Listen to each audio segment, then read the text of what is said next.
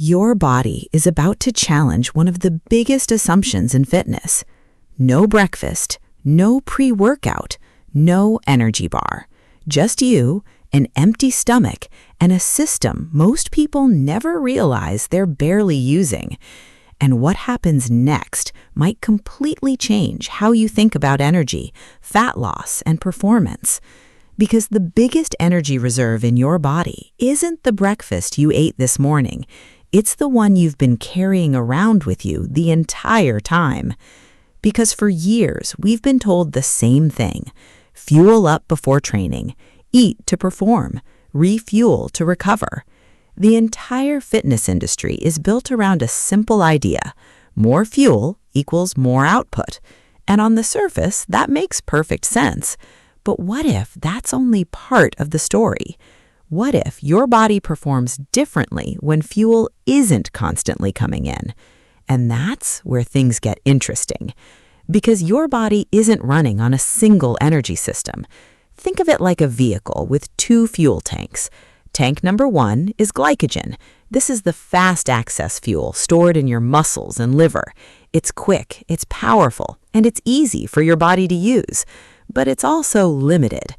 Tank number 2 is body fat, a much larger reserve holding tens of thousands of calories worth of stored energy.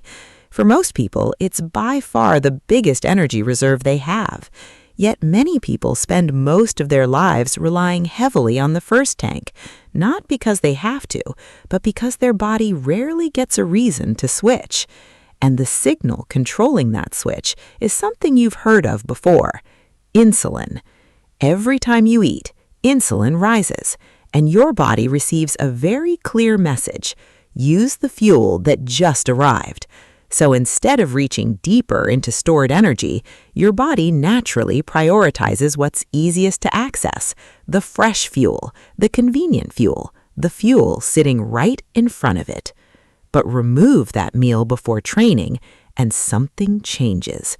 When you exercise in a fasted state, insulin remains lower. Your body can no longer rely on incoming fuel. It must become more adaptable. Scientists call this metabolic flexibility, but don't let the technical name fool you. Imagine owning a hybrid vehicle with two fuel systems. One is small, fast, and easy to access. The other is connected to a massive reserve capable of taking you much farther. Now imagine spending years using only the first system.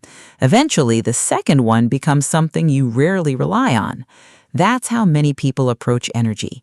They become extremely good at burning incoming fuel while barely tapping into the largest reserve they have.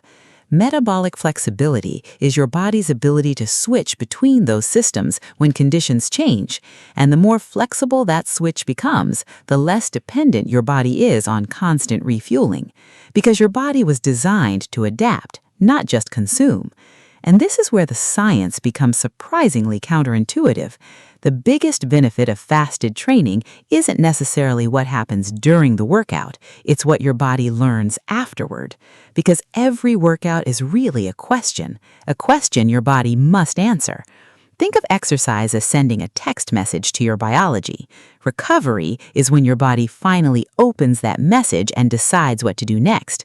Should it become stronger, more efficient, better at producing energy, better prepared for the next challenge? The answer it chooses determines the adaptation that follows. When training takes place in a low insulin state, your body receives a different set of signals. It begins improving systems involved in energy production. Your cells become more efficient, your energy pathways become more adaptable, and over time, your body becomes better at producing energy with fewer limitations, not because it's being deprived, because it's being challenged. And challenge is what drives adaptation. But there's another layer most people never hear about: recovery. Because fitness isn't actually about what happens during exercise. Exercise is the stimulus. Recovery is where the adaptation happens.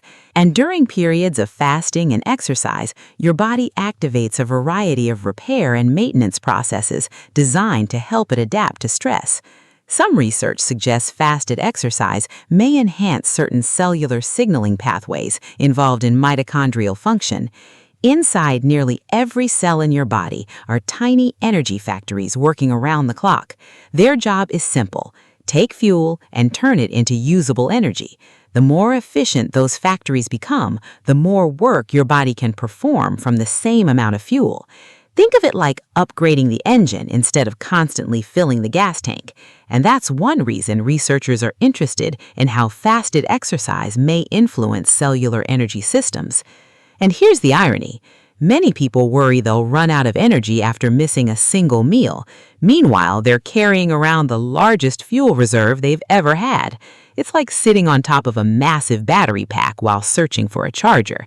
Your body contains far more stored energy than most people realize. Now let's talk about something that gets a lot of attention whenever fasting comes up: growth hormone. Despite the name, growth hormone isn't just about building muscle. It also plays a role in recovery, tissue repair, metabolism, and maintaining healthy body composition.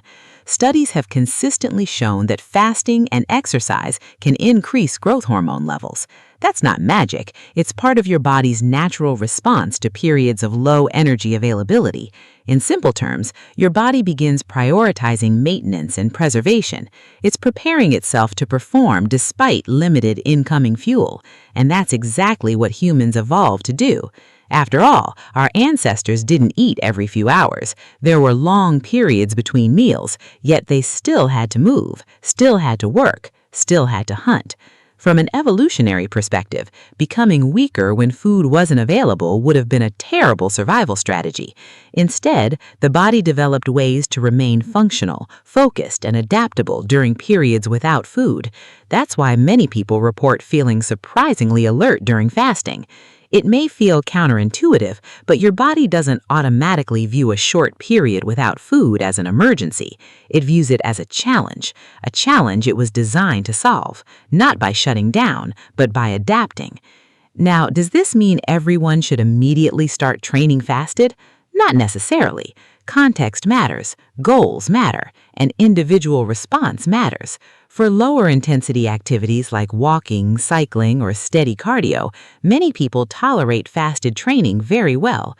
For resistance training, some people enjoy it and perform well. Others prefer having food beforehand. Neither approach is automatically right or wrong. The key is understanding that your body is capable of both, because that's what flexibility really means: being able to function effectively in more than one state. And this brings us back to the biggest misconception of all. Fasted training is not a shortcut. It's not a magic fat loss hack, and it's certainly not a replacement for proper nutrition. Protein still matters, recovery still matters, sleep still matters, total calorie intake still matters. What fasted training offers is something different: another tool, another way to challenge your body. Think of it like occasionally taking the scenic route instead of the highway.